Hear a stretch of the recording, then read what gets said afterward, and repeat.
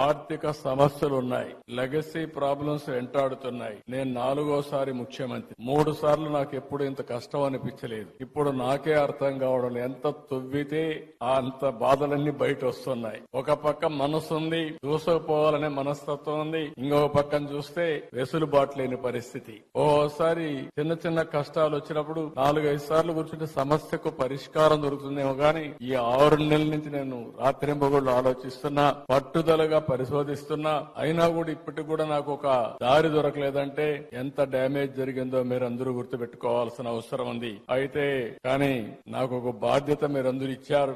ఆ బాధ్యతతో తప్పకుండా ఎట్టి పరిస్థితిలో మళ్లీ పూర్వ వైభవం తీసుకొచ్చే వరకు వదిలిపెట్టనని చెప్పి కూడా మీ అందరికి హామీ ఇస్తున్నా.